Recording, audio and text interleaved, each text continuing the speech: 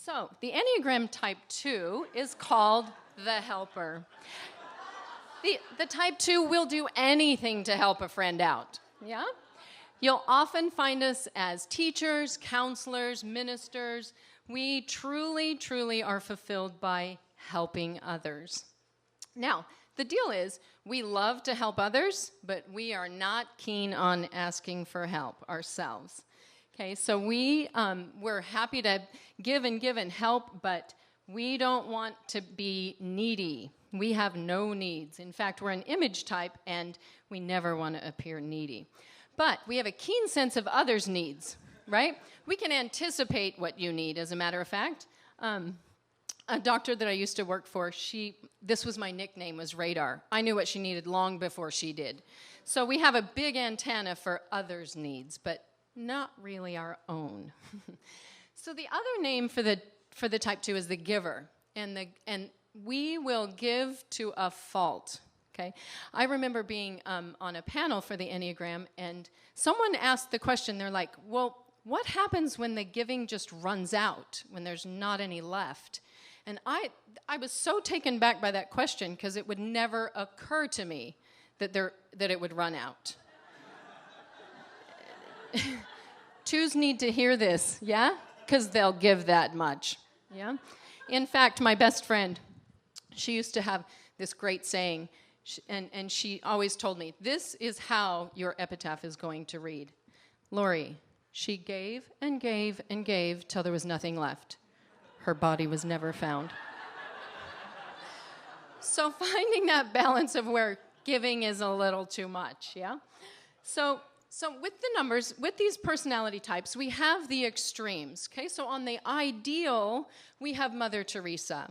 Hers was a life of taking care of others, unconditional love, service, pure joy in serving, not like getting my ego bigger and making sure my needs are met through giving.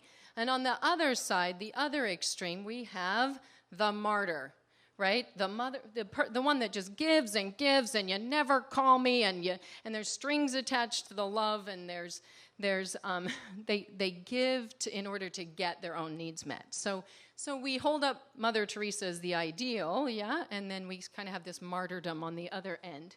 So the core value for a 2 is love. They are driven by relationship and connection. So with these numbers, you will either move towards people, away from people, or against people. And the 2 definitely moves towards people. So relationships are the most important thing, whether it's being a parent, a friend, intimate relationships. If you asked a 2, what is the most important thing in life? They would definitely respond that it's relationships.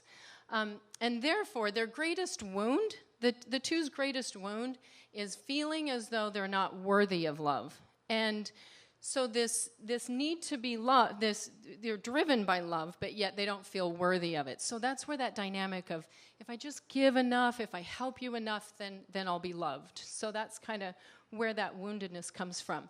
And the personas, those masks, that's a big one for a 2. I'll just be what you need to be, or what you need me to be, or I'll be what you need me to be. So really finding that true, genuine, authentic self underneath those masks and those personas is truly the path of the 2, right? So the other thing about these, about the types is there's always going to be the passion and the virtue of the type. So the passion of the 2 is pride, and the virtue is humility. So when the pride's going to show up in a couple of ways for the 2. It can be this grandiose, look at all I've done, and look at these great works, and kind of this self-aggrandizing or self-inflation, versus the self-effacing of, oh, I'm sort of worthless.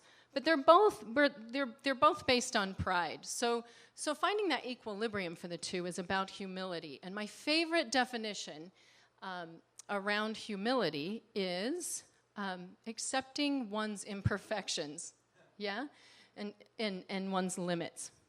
Now, so for a 2 to get to a really healthy, balanced place, the airlines gave the best advice. They said, how could can I be ahead of the game? Put your own oxygen mask on first before assisting others. They did that for the 2, because everybody else knows that, but a 2 would be like, oh wait, it just wouldn't work out that way, right? So self-care, self-nurturing, taking care of yourself so you come from a place that's very filled up in order to be that giving person. Solitude is another very healing aspect for a 2. There's no one to please, there's no needs to be met, so that connection with self and creativity, that's another big one. So finding that authentic self and your genuine self through creative expression, self-expression, that's about you. It's not about everyone else. And so self-care, solitude, creativity, these are really good paths, avenues for the 2 to really find that healthy, balanced place where the giving isn't, overdone. So in summary, the unhealthy 2 is going to be the people pleaser. They give to get. They self-sacrifice. They're the martyrs, right? Feelings of worthlessness, where a healthy balance 2 truly gives from they love to serve the world. They love to be of service to others. They give unconditionally. They're unselfish. So, as our ideal 2 says, it's not how much we give, but how much love we put into the giving.